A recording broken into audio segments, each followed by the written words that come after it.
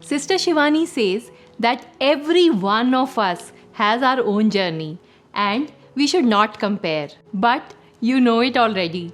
You know you shouldn't compare yourself to others. Yet, that's often easier said than done. You see another woman walk down the street and you think, I wish I were as pretty as her. A colleague is giving a presentation and you can't help thinking, she's a way better speaker than I am. How can I not feel that way? This world is competitive and I have to get ahead. Yes, of course, I do not want to be left behind. But then, what Sister Shivani said, is it just a theoretical concept with no application in our daily lives? I dug deeper into the teachings of Sister Shivani in search of answers to these questions. I found 4 different ways to look at this. I especially like the 4th one, so make sure you stay till the end.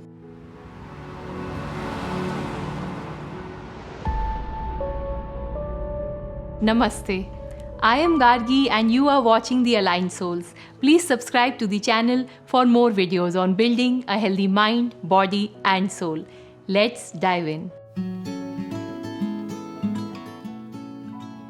I was scrolling through social media and stopped at the photo of a beautiful bungalow. One of my school classmates had just bought it. Back in school, she did not come across as super smart, nor was she good in studies. But then, why is she so successful? We haven't been in touch all these years. I don't even recall spending time with her during my school days. She was part of a different group. But then, why am I feeling this way? I hardly know her.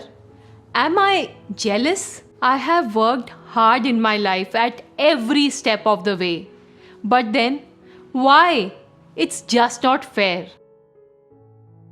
I guess we can all relate to these instances. Sometimes this feeling lingers on for a few hours and sometimes it doesn't leave us for months. Sister Shivani says that every one of us have our own journey. We should not compare ourselves to others. A flower does not think of competing to the flower next to it. It just blooms. Whether it's our job, how much money we make, our grades, the size of our home, or even how many likes our posts get, there are a zillion things we can use to compare ourselves to others. And guess what? There are endless people out there to compare ourselves to. Comparison is like a fast track to unhappiness. It's a surefire way for feeling miserable. All it does is keeping you focused on what you don't like about yourself and your life. As I went through the teachings of Sister Shivani, I could identify a few angles from which we could look at this problem. All of them are great, but each one of us may relate to one more than the other. Angle 1. Our capacity. Sister Shivani says that each one of us has our own capabilities and capacity, and we should try to be the best of what we can be, and we should try to do the best that we can do. Note that it doesn't mean that we do not try or work hard, but the point is to push harder to do better than we did earlier, to identify our own strengths and weaknesses. The idea is to do better based on our abilities and not to be better than someone else. The reference is our own capacity and not another person. She adds that so often as parents we compare our child's grades to siblings or other kids in the neighborhood. We should never do that. It has a very negative long-term impact on the child. We should only focus on how we can help him or her do better. Focus on nurturing the child's innate strengths and ability. Angle 2. Distraction. A few years back, I was working on a tech project. The deadlines were tight and I worked tirelessly. And there was this person in office who wasn't adept at his work, but very good at politics. And you can guess what happened next. He got more credit for the project than he deserved and was promoted. From that time onwards, whenever I saw him, be it in office corridors or in a meeting, a sort of rage boiled inside me. Was I angry or just jealous? Whatever it was, it affected my ongoing performance. It affected my morale. I was not able to concentrate well. Was that comparison helping me in any way? All our lives we have lived with the concept that this world is about competition. How will we succeed if we do not compete? But the point is that when we compare, we get anxious, we get distracted and perform worse. Only if we could focus on ourselves, we will go much further and do better. Personality begins where comparison leaves off. Be unique, be memorable, be confident, be proud. Angle 3. Never-ending race.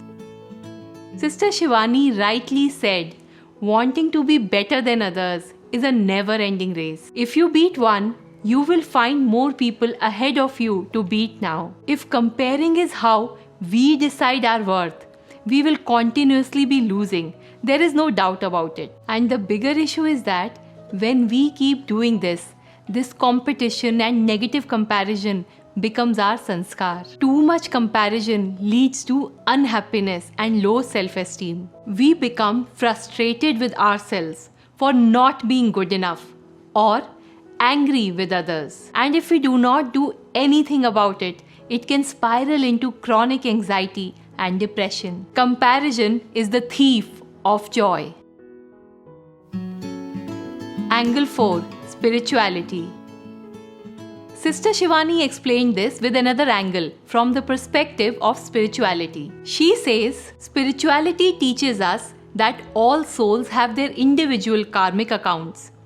Even if two souls put in the same amount of effort in this birth, their result will not be the same. This is because they carry different sanskars and past karma, and both these aspects influence their destiny. If the input factors that determine the success are different for all souls, then how fair is it to consider life a race? When we judge ourselves and others, we only look at the current lifetime. We often wonder why we did not make it to our goal when we had worked so hard and we have everything it takes to succeed. We may have made great effort recently, but our karmic account may be weaker from previous lives, and some other person may get results with little effort if the past karma is strong. But again, that doesn't mean you stop working, because then you are never going to improve your karmic account. So